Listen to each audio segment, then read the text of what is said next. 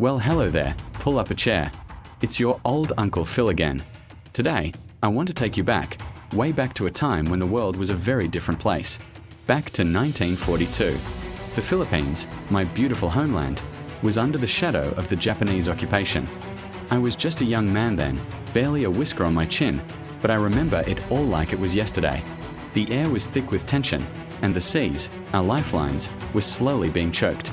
You see, the Japanese naval forces had us cornered. They were smart, I'll give them that.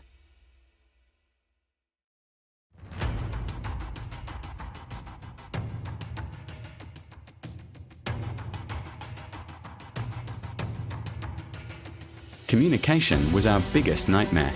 We had radios, of course, but using them was like shouting our plans into a megaphone for the enemy to hear. The Japanese had sophisticated listening posts. Any conventional transmission, any message sent in English or even standard Morse code, was intercepted and deciphered almost instantly. It was a total communication blackout. For every boat we sent, for every message we tried to relay, we risked leading the enemy right to our doorstep. We were fighting blind, and the morale of our brave men and women was hanging by a thread. We were trapped in our own home, and the silence was deafening. How could we fight a war if we couldn't even talk to each other? The situation felt impossible. I was working with a small group of sailors, young lads like myself, tasked with the dangerous job of running supplies. Every night, we'd look out at the dark water, knowing the Japanese patrol boats were out there, lurking like sharks. We saw many of our friends set sail, full of hope, only to never return. The losses were piling up, and a heavy sense of despair began to creep in. We were desperate for a breakthrough, a way to break the silence without signing our own death warrants. The elders would say we needed a miracle. And as it turned out, the miracle we needed was right there with us all along, in the very voices of our people. The idea came from a place you'd least expect. It wasn't from a high-ranking officer or a trained cryptographer. It came during a quiet evening, as we shared what little food we had. A fisherman from Cebu, a grizzled old-timer named Mangberto, was grumbling to his friend from Iloilo. They were speaking in their own tongues, Cebuano and Hiligaynon, their words flowing fast and passionate. And I remember watching them, and a thought sparked in my mind. The Japanese had translators, yes. They had people who could understand Tagalog, the language of Manila, and certainly English. But our archipelago, our Philippines, is a tapestry of languages. We have over 100 distinct dialects. Could they understand all of them?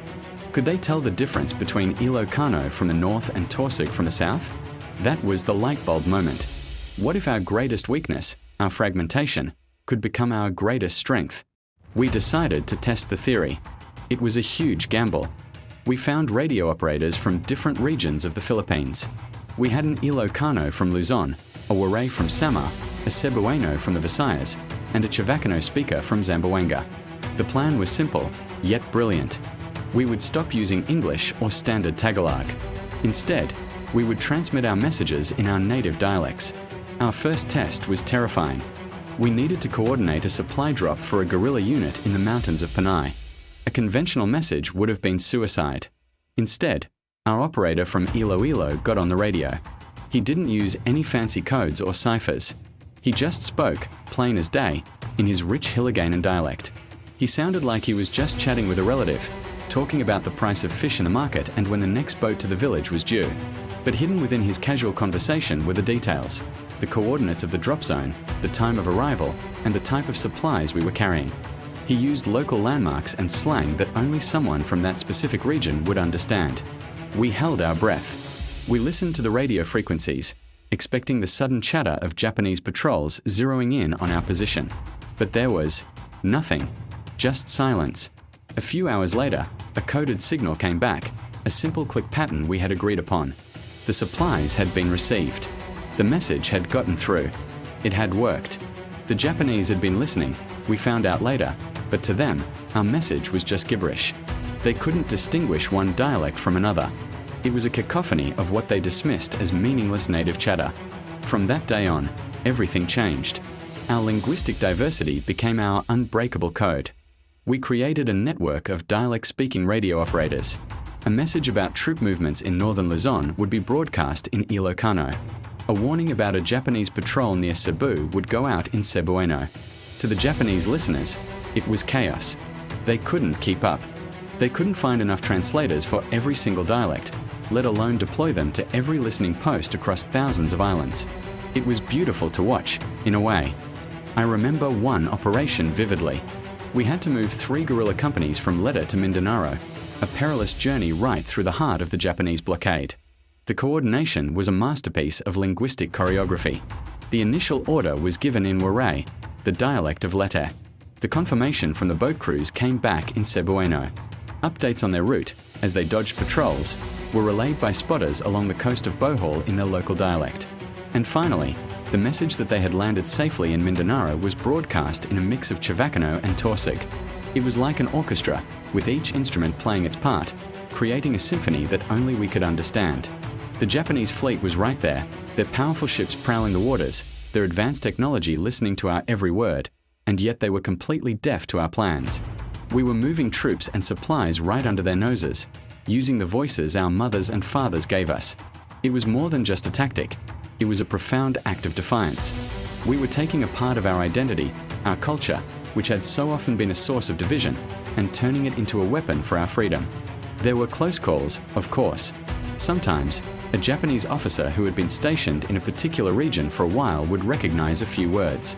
We had to be constantly vigilant, changing frequencies, switching operators, and even creating new slang within the dialects themselves to add another layer of confusion. We called our supplies kakanin or local rice cakes. Japanese patrols were mga aswang, the gals from our folklore. It was a living, breathing code that evolved every single day. Looking back now, as an old man, I am filled with such pride. It wasn't just about outsmarting the enemy. It was about realizing the incredible power that lies in our diversity.